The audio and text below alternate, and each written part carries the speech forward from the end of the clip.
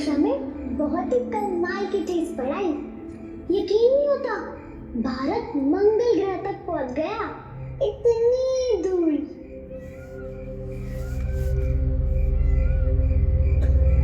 नव्या, नव्या, आप कौन हैं?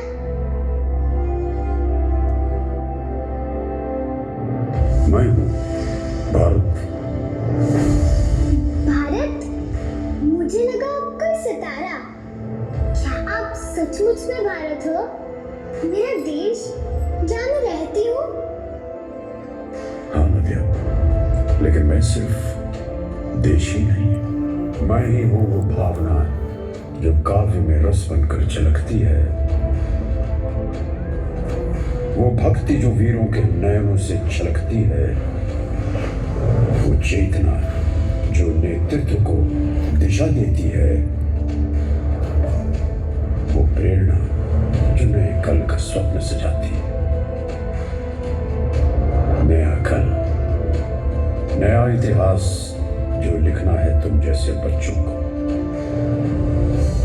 और तभी तो मैं आज तुमसे मिलने आया हूं,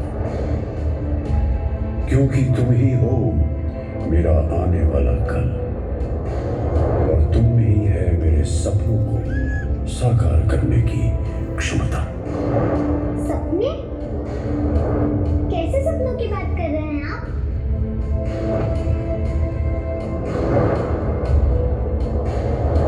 तुमने मंगल ग्रह की बात की थी ना, वो हमारा एक सपना ही तो था। अंतरिक्ष का, विस्तार का, संचार का, रफ्तार का, चमत्कार का, जहां हमने खोल दी एक नई राह,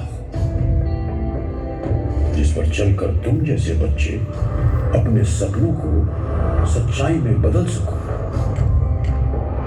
कैसे कैसे? और बताइए ना। बताता हूं और दिखाता भी हूं। आओ मेरे साथ, तुम्हें दारों की ही कहानी सुनाता हूं। रुको रुको, मैं आपके पीछे आ रही हूँ।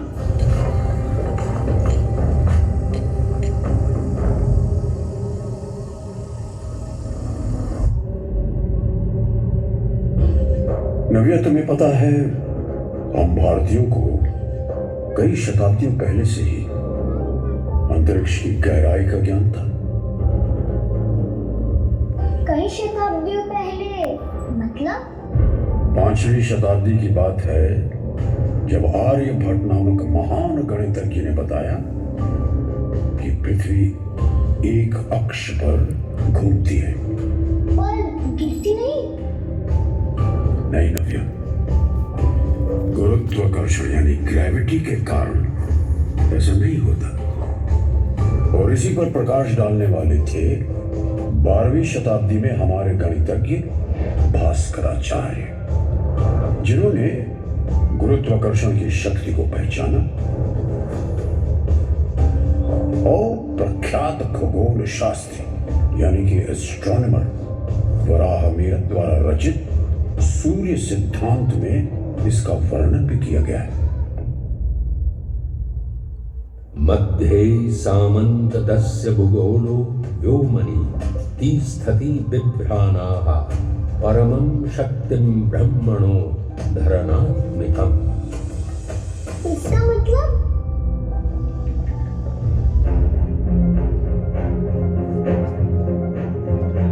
अब मैं तुम्हें समझाऊं तो, कभी न थकती कभी न थमती ब्रह्मांड बीच में गोलाकार धरती गुरुत्वाकर्षण का नियम निभाए अंतरिक्ष की शोभा बढ़ाए। सोच के देखो, गुरुत्वाकर्षण का ज्ञान वो भी इतने साल पहले। और नव्या, 17वीं शताब्दी में जाकर पश्चिमी दुनिया ने ग्रेविटी के नियम का उद्घोष किया, यानी गुरुत्वाकर्षण के नियम को विश्व ने 500 साल बाद जाना। यानी अंतरिक्ष ज्ञान में हम युगों युगों से कुशल थे।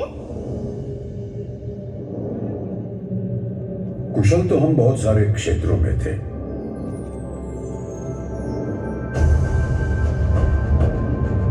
शून्य यानी जीरो और दशमलव यानी डेसिमल सिस्टम के जन्मदाता तो हम ही हैं नव्या। हमारे यहाँ गणित और अंतरिक्ष विद्या की एक अद्भुत साझेदारी रही है। तभी मैंने पढ़ा था कि एल्बर्ट आइंस्टाइन ने कहा था कि हम भारतीयों के ऋणी हैं जिन्होंने हमें गिनती करना सिखाया, जिसके बिना कोई महत्वपूर्ण वैज्ञानिक खोज नहीं की जा सकती। बिल्कुल ठीक कहा तुमने नवीन। चलो अब 20वीं शताब्दी की बात करते हैं। जब 1947 में हम आजाद हुए तो फिर तिरंगे को आसमान से कहीं ऊपर फहराने का स्वप्न भी जागृत हुआ और शताब्दियों के ज्ञान को नई ऊंचाइयों तक ले जाने का अवसर मिला।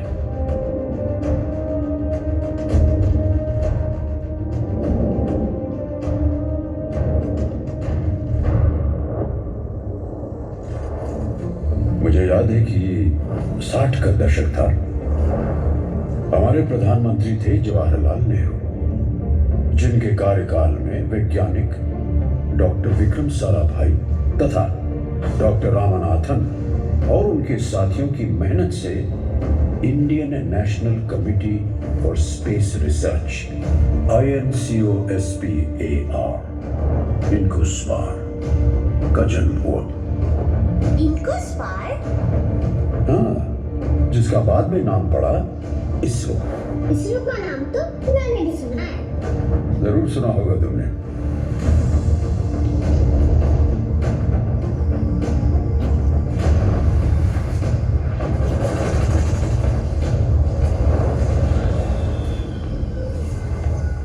पता है इसी दौरान बना Thumba equatorial rocket launching station.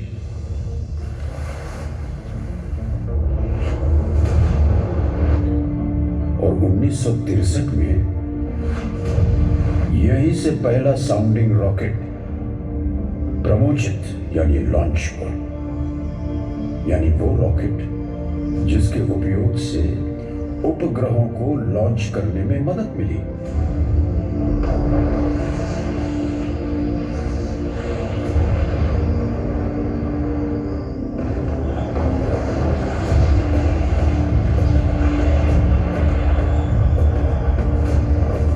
एक छोटा गांव था थुम्बा, जहां नारियल के पेड़ों के खेत में एक रॉकेट लॉन्च पैड बनाया गया था।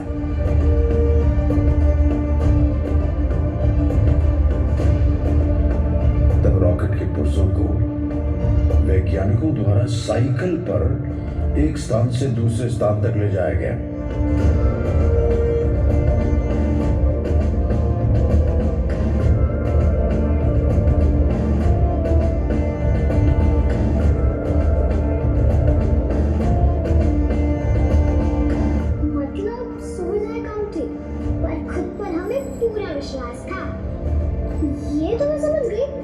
वैज्ञानिकों के लिए बहुत ही गर्व का विषय था, पर हम इस सब से कैसे जुड़े? कैसे नहीं जुड़ते? सिर्फ गर्व का विषय ही नहीं था, हमारे सपनों की राह भी आसान हो रही थी।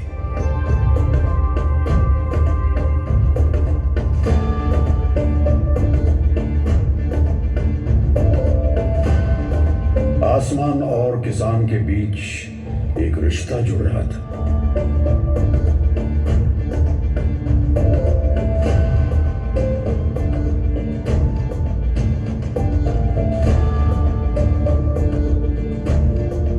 एक तरफ प्रधानमंत्री लाल बहादुर शास्त्री द्वारा लाई गई हरित क्रांति,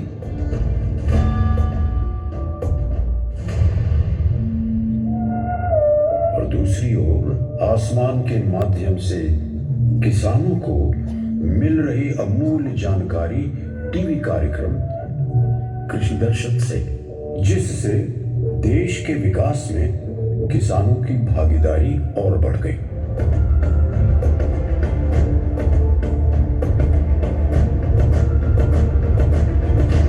और इसके बाद लॉन्च हुआ भारत में तैयार किया गया पहला उपग्रह आर्यभट्ट।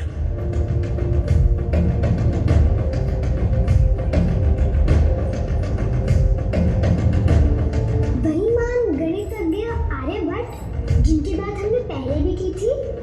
हाँ बिल्कुल।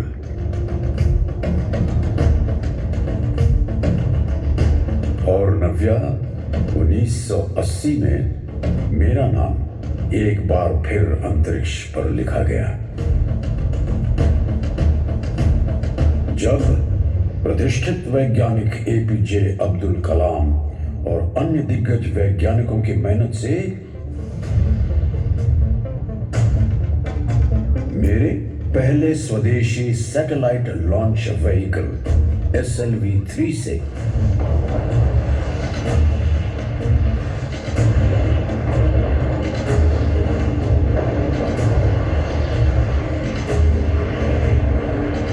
रोहिणी उपग्रह पर नियर अर्थ ऑर्बिट में सफलतापूर्वक अंतरिक्ष यानी इंजेक्ट किया गया।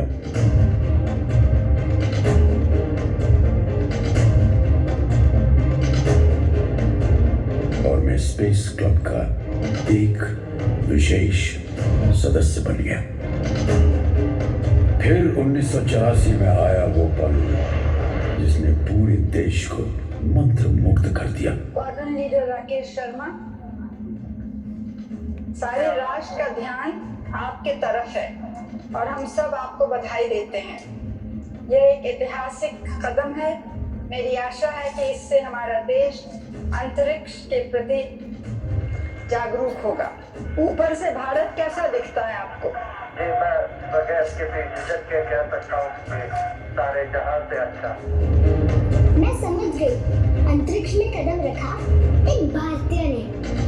अंतरिक्ष में गूंज रहा था प्रताप भारत का, विश्व भी देख रहा था प्रकाश भारत का। इस सारे जहां से अच्छे देश को अब रोकना संभव था। और 1982 से 1990 के बीच इनसैट 1A, 1B, 1C और 1D का सफल प्रमोशन हुआ। और 1997 में तो जैसे कुछ लम्हों के लिए वक्त ठहर गया।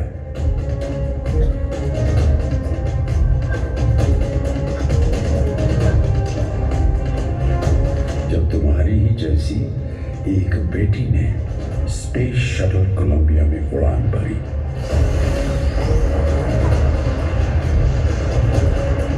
और अंतरिक्ष में प्रवेश किया।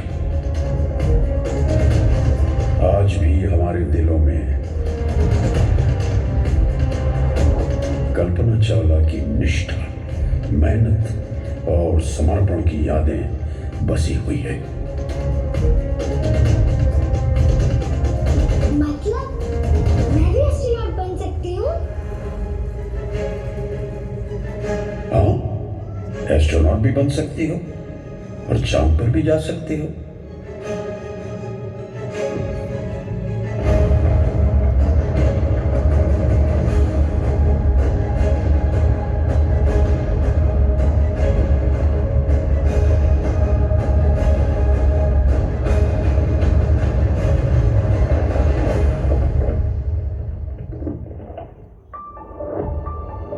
एक और महत्वपूर्ण बात जो तुम्हें जाननी चाहिए। 2003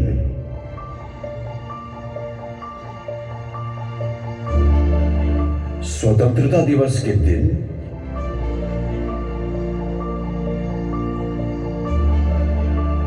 प्रधानमंत्री अटल बिहारी वाजपेयी ने घोषणा की कि हम अपना अंतरिक्ष यान चांद तक भेजने के लिए तैयार हैं।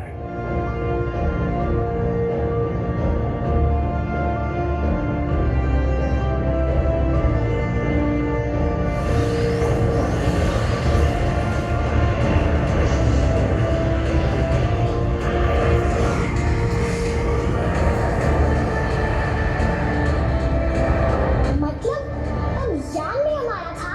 बिल्कुल।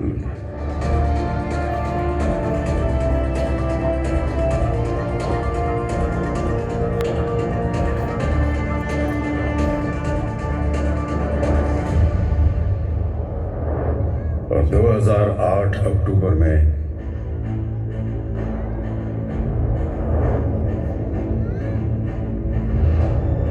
प्रधानमंत्री मनमोहन सिंह के कार्यकाल में चंद्रयान-1 ने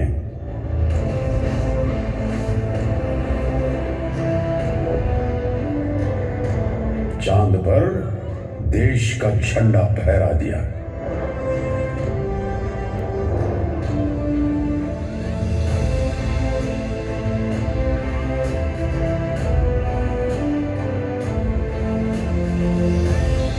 जब चांद तक पहुंच गए तो फिर मंगल तक जाना असंभव नहीं लग रहा था।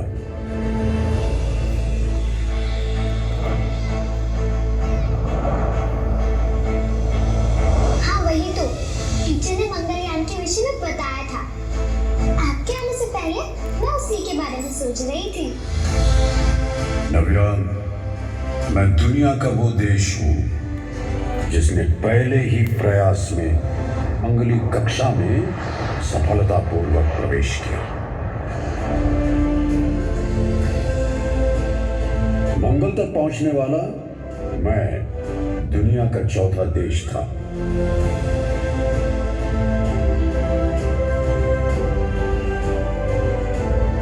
हमारे प्रधानमंत्री श्री नरेंद्र मोदी के अभूतपूर्व नेतृत्व में India has successfully reach Mars. इतनी बड़ी सिद्धि प्राप्त होती है वो वैज्ञानिकों के विश्वास के कारण, उनके पुरुषार्थ के कारण, उनकी प्रतिबद्धता के कारण।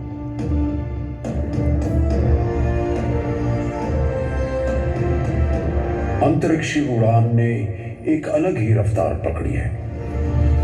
मंगलयान भी वास्तव में मेक इन इंडिया की भावना को ही साकार करता है।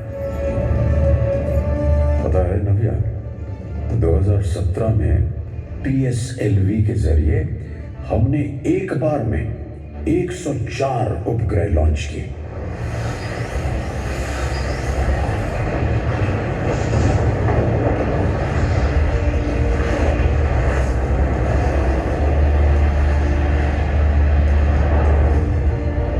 ये अपने आप में ही एक विश्व रिकॉर्ड था। इस बात से मुझे गर्व होता है कि इनमें से 101 उपग्रह विदेशी थे जिन्होंने हमारी तकनीकी क्षमताओं पर भरोसा किया। कितना कुछ किया है हमने। ये तो बस शुरुआत है। आने वाले दिनों में उड़ान भरेंगे मंगलयान 2, गगनयान और भी कई प्रयास।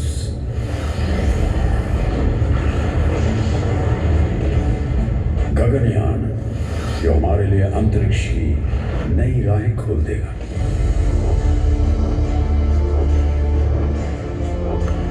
आज मैं एक नए युग में पहुंच रहा हूं, अंतरिक्ष युग।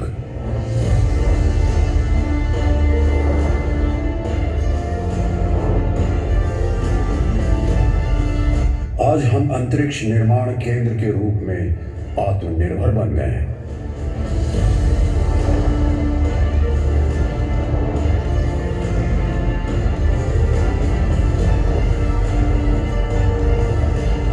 उपग्रहों का कमाल तो हर क्षेत्र में दिखता है।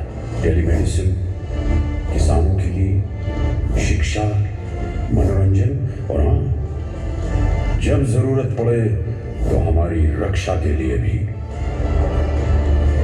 पृथ्वी की परिक्रमा करने वाले 342 से अधिक अंतरराष्ट्रीय उपग्रहों को भारतीय रॉकेट द्वारा अन्य देशों के लिए लॉन्च किया गया है।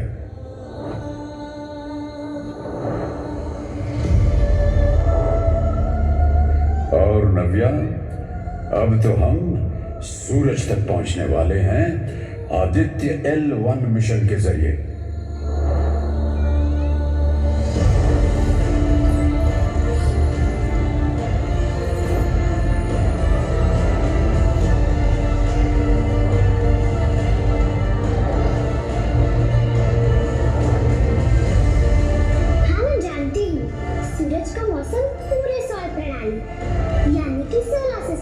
मौसम को प्रभावित करता है। बहुत अच्छा नव्या। और तुम्हारी जो अंतरिक्ष को जानने की जिज्ञासा है, वही तो आज हमारे प्रधानमंत्री श्री नरेंद्र मोदी चाहते हैं। तुम्हारे सपनों को साकार करने के लिए इसरो का विशेष कार्यक्रम भी है, युविका।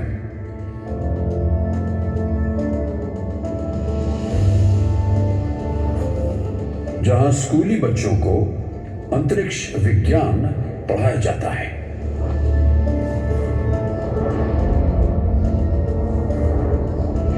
आज तुम्हारे जैसे बच्चे या देश का कोई भी नागरिक श्रीहरिकोटा जाकर उपग्रहों को लॉन्च होते हुए देख सकता है और अंतरिक्ष की हमारी उपलब्धियों से अपने देश के प्रति गर्व की अनुभूति कर सकता है।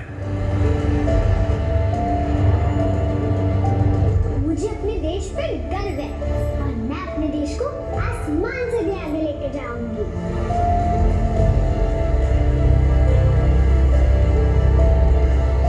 बिल्कुल नव्या, तुम ही तो हो मेरा आने वाला कल, और तुम ही लहराओगी अंतरिक्ष में हमारा तिरंगा और भी ऊंचा।